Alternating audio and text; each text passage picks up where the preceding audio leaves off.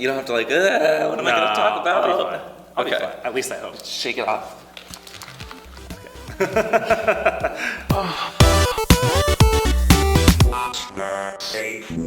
Hello!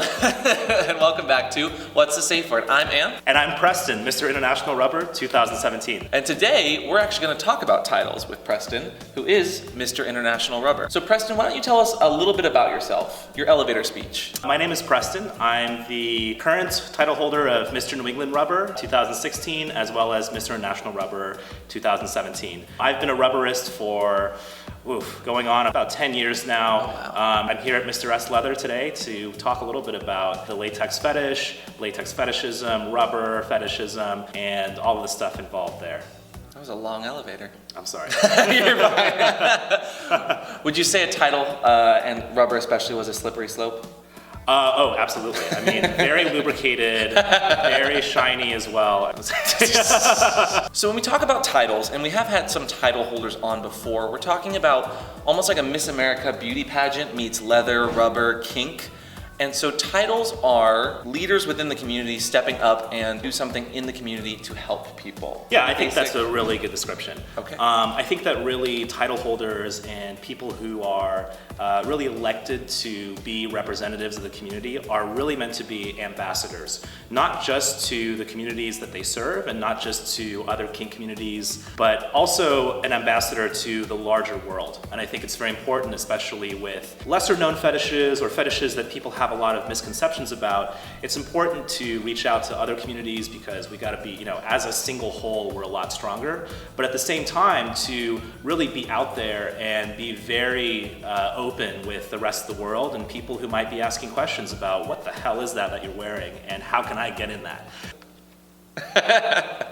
And so a title is really important, and people that have titles tend to come to the table with a few characteristics. What do you think a title holder kind of needs to have at the core of their abilities? I think a title holder is really somebody who is a representative of the community. Being able to be charismatic and very open and very transparent about your fetish, especially like transparent latex, which is my favorite kind of latex.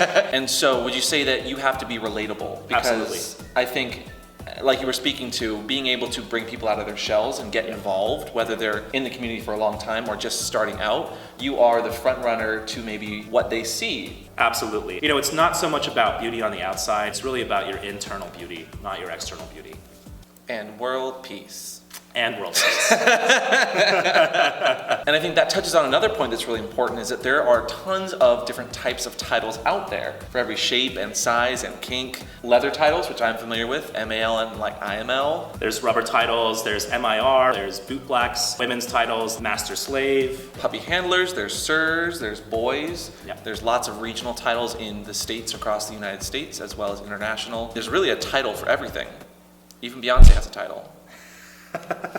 Relatable. But side note on that, do you think that there is an area or an audience for expanding that to even smaller subgroups of kink? So like maybe an ABDL title or like a littles title or like a furry title. Why aren't there more of those, do you think? There's a lot of room for other titles. There are a lot of people who don't necessarily see these fetishes as being things that you should represent or Sure. become ambassadors for. But I think that's changing a lot. And I think that that sort of visibility is what some of those titles and maybe some of those categories are missing. We have to be out there. We have to break those taboos and say, here are our fetishes. We're proud of them. They're a very key part of who we are. Not everything about who we are. But an integral part. An integral part, Yeah. definitely. An expression that we are trying to put forward and share with other people. Exactly. So what are you expected to do during a title competition? Every contest is very different. We do have the traditional components of all the other contests in terms of having a rubber image section, which is about, how you present yourself in your rubber. And different pieces of gear or different outfits. So there's lots of looks that go on with this. Yes. Different play looks or formal looks. Absolutely. It's really important to dress how you feel great in your rubber. But then there's another section there is that usually there's like a fantasy or a skit or something to kind of show someone's sexual side, but also their creative side. Exactly. And then another very important part, which I think a lot of people get super nervous about, is the interviews. Yes. And so interviews are where the judges, and there's usually a nice panel of judges, will ask questions and they're generally very brutal, and they're testing your knowledge of the history of whatever title you're running for, or the history of the community, what underwear you're wearing. They could ask you any sort of question, any sort of thing, and whether you know the answer or not, you better work it. Even if you don't have any idea what to say, you have to be ready to just think of something on the spot. And that's a really important skill to have. Judges are really trying to evaluate how you will perform when you go out onto the street, when you're interviewed, like in a setting like this. And then finally, some competitions also have a speech or like a on-stage question, kind of put you on the spot in front of a crowd to see how you react. Definitely. How would you say those generally go? It's meant to be really fun because, you're really trying to make the audience laugh. The great equalizer for competitions is humor. If you can make people laugh at you or with you and know that it's going to get a reaction, I think you're going to always get points from that. Definitely. And so it really is about entertainment and about making the audience fall in love with you and really come to appreciate who you are. Relatable. And like any guest, we usually have questions. So we ask the people on the internets for any questions revolving around titles. Eric Alden asks, do you know Eric? I know Eric. Who doesn't know Eric? He's gonna... Relatable. I already have a feeling what he's going to ask. What don't you like about being a title holder? Sometimes you might be a recipient of hate because of how you're trying to represent the community. Sometimes you just feel like your mission that you would set for yourself, the dreams that you would set for yourself are not achievable. It's really hard sometimes to achieve all your goals. Thanks for taking it there, Eric. We're going to talk, Eric. Nathan asks, what parts of your life changed after winning a title? Whew. Oh, honey, everything. And I mean everything. Okay. Yep, next question.